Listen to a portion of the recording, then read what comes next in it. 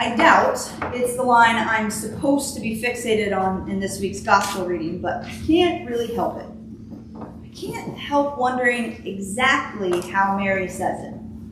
Quietly, urgently, after pulling her distracted son away from his friends, away from the music and the dancing, away from the servants working hard to hide their growing panic as countless wedding guests swirl obliviously around them. I imagine Mary takes Jesus into an inner room, fixes his attention with a stern stare, and whispers the shameful news into his ear. They have no wine. The wedding in Cana story is not finally a story about scarcity. It's a story about abundance, lavish, excessive, extravagant abundance.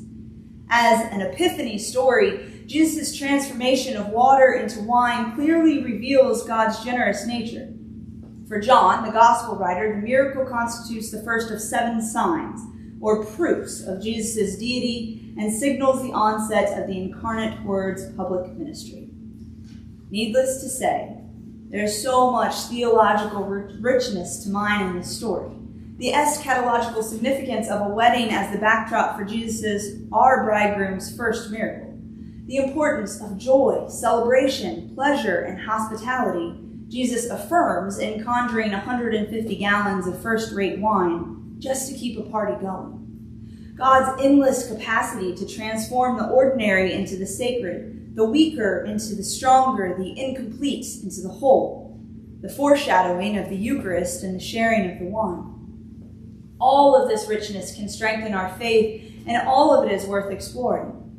But what strikes me here and now, as we struggle to reconcile a Bible story about abundance with our contemporary reality, both personal and global, of scorching scarcity, is the pivotal role Mary plays in the story. Her line, "I have no wine," is a line we can get behind. They have no money. She has no cure. He has no friends. I have no strength. Mary's line is a line we repeat daily in endless iterations for ourselves and for others. It's a line we can cling to when we feel helpless, when we have nothing concrete to offer, when Christianity seems futile, when God feels like he's a million miles away. It's the line that insists against all odds on the mysterious power of telling God the truth in prayer. So I've been pondering Mary's role in Jesus' first miracle. It's an odd and provocative role, but I'm glad for it, because it allows us a place in what otherwise feels like an inaccessible narrative. We have no idea how to turn gallons of water into gallons of wine, but we do know how to say what Jesus' mother says. Sometimes it's the only thing we know how to say. There is need here. Everything is not okay. We're in trouble. They have no wine. So here are some aspects of Mary's role I've been thinking about and finding helpful. Mary notices. In the ancient world, wedding feasts lasted for days, and it was the host's sacred responsibility to provide abundant food and drink for the duration of the festivities. To run out of wine early was a dishonor and a disgrace, a breach of hospitality that the guests would remember for years. It's easy to imagine how the servants at the house must have gone limp with fear. This was the kind of miscalculation that could cost them their jobs, or worse.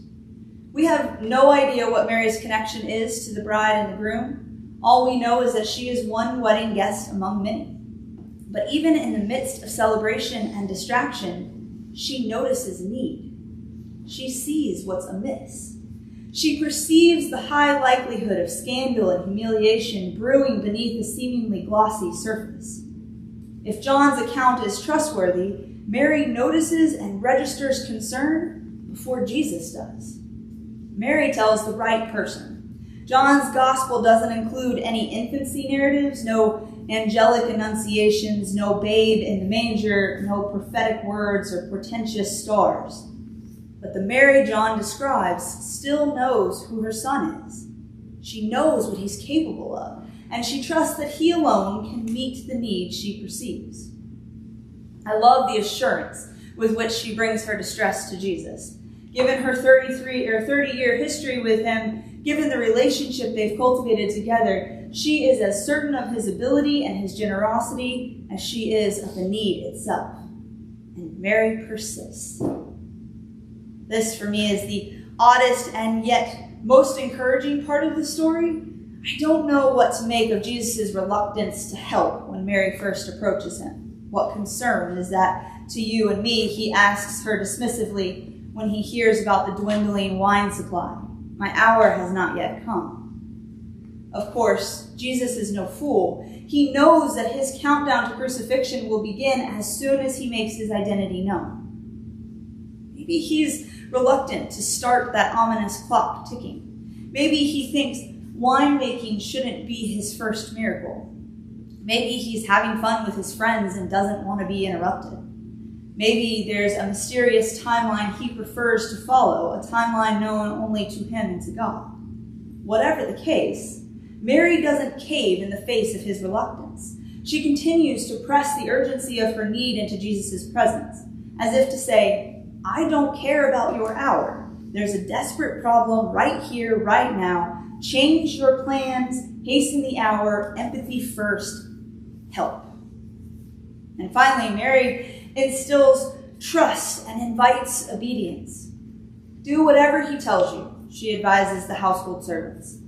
I admire the fact that she doesn't wait to hear the specifics of Jesus' plan. She doesn't pretend to know the details. She doesn't invent a roadmap.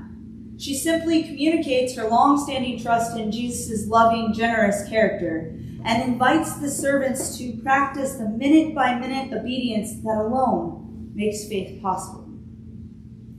If I'm reading the story correctly, the servant's task isn't easy.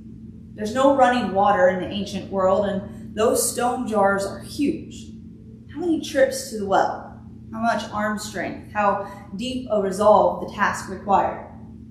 I imagine it's Mary's faith that helps the servants persevere when they feel bewildered and ridiculous. She acts as a catalyst, turning potential into action. She lays the groundwork for Jesus' instructions. Fill the jars. Draw some out. Take it to the chief steward. She fosters a faith-filled atmosphere that becomes contagious. She instills wonder in those around her and ushers in a miracle.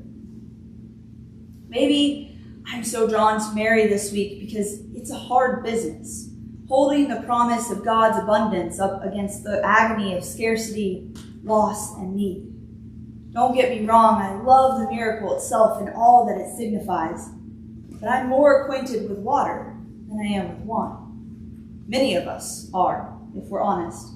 It doesn't matter what the particulars look like: chronic illness, physical pain, financial trouble, systematic injustice.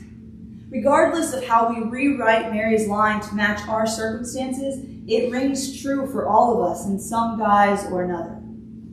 They have no wine. So what do we do? What can be our place in a miracle of plenty? Maybe we can be like Mary. Maybe we can notice, name, persist, and trust. No matter how profound the scarcity, no matter how impossible the situation, we can elbow our way in, pull Jesus aside, ask earnestly for help, and ready ourselves for action. We can tell God hard truths even when we're supposed to be celebrating. We can keep human needs squarely before our eyes, even and especially when denial, apathy, or distraction are easier options. And finally, we can invite others to obey the miraculous winemaker we have come to know and trust. They have no wine. Do whatever he tells you. We live in the tension between these two lines. Let's live there well, confident of the one whose help we seek, because he is good, he is generous, and he is love. Amen. You may be seated.